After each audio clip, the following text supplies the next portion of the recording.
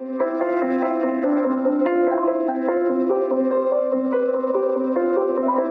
Viewers, আসসালামু আলাইকুম। আপনারা সবাই কেমন আছেন? আশা করছি আপনারা সবাই অনেক ভালো আছেন। আজকের টিউটোরিয়ালে আপনাদের স্বাগতম। আজকে আমি দেখাবো কিভাবে আপনি Audacity-র সাহায্যে খুব সহজে আপনার রেকর্ড করা অডিওকে অ্যামপ্লিফাই করতে পারেন। এর জন্য আমি প্রথমে একটা অডিও ক্লিপ রেকর্ড করব, দেন এর উপরে আমি অ্যামপ্লিফাইং যে প্রসেস রয়েছে এই প্রসেসটা অ্যাপ্লাই করে আপনাদের সুন্দরভাবে দেখাবো। চলুন দেরি না করে ভিডিওটি শুরু করা যাক। প্রথমে আমি অডিও রেকর্ড করার জন্য এখানে নিউ রেকর্ড যে অপশন রয়েছে সেখানে একটা ক্লিক করব। হ্যালো ভিউয়ার্স, আসসালামু আলাইকুম। আপনারা সবাই কেমন আছেন?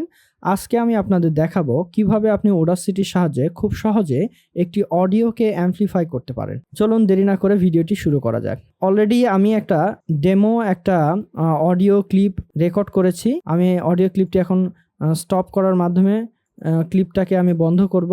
দেন এই অডিও ক্লিপের উপরে আমি আমার যে অ্যামপ্লিফাই প্রসেস রয়েছে সেটা অ্যাপ্লাই করে আপনাদের দেখাবো। অডিও অ্যামপ্লিফাই করার জন্য আপনাকে যে কাজটি করতে হবে, এর জন্য অডিওকে প্রথমে নয়েজ রিডাকশন এবং অডিওকে আপনার কম্প্রেস করতে হবে।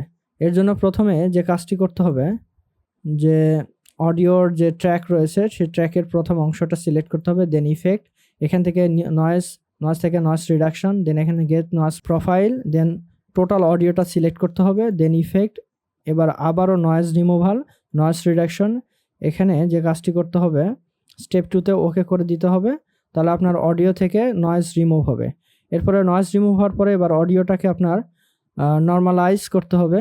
নর্মালাইজ করার জন্য আপনি এখানে volume and compression, then normalise অপশনে ক্লিক করবেন, এখান থেকে নর্মালাইজ অ্যাপ্লাই করবেন। এরপরে যদি আপনার অডিওতে কম্প্রেস করার প্রয়োজন হয়, দেন ইফেক্ট থেকে আপনাকে যেতে হবে volume and compression, then compressor, এখানে জাস্ট কম্প্রেসরটা অ্যাপ্লাই করতে হবে।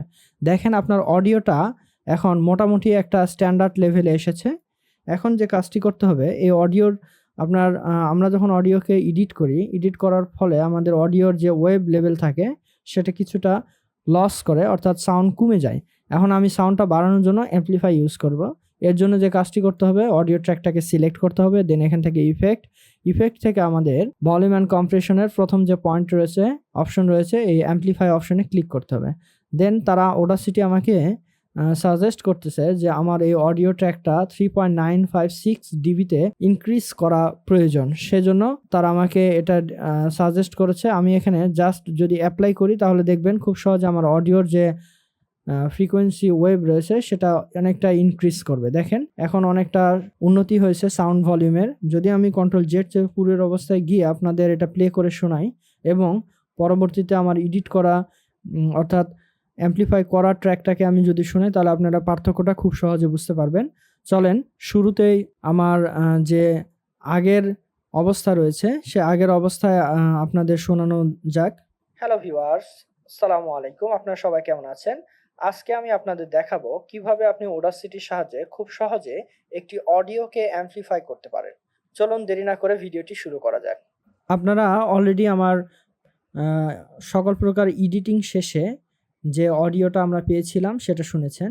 এখন আমি Ctrl+Y চেপে রিডো অর্থাৎ আমার অ্যামপ্লিফাই করার যে পরবর্তী অডিওটা আমরা পেয়েছি সেটা প্লে করে আপনাদের শোনাবো।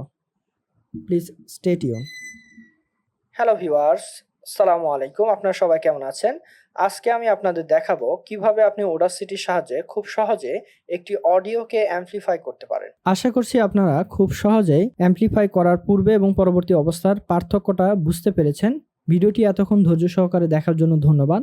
ভিডিওটি যদি আপনাদের ভালো লাগে তবে অবশ্যই আমাদের ভিডিওটি একটা লাইক দিবেন, আর এমন শিক্ষণীয় ভিডিও আরও পেতে আমাদের চ্যানেলটি সাবস্ক্রাইব করে আমাদের সাথে থাকবেন।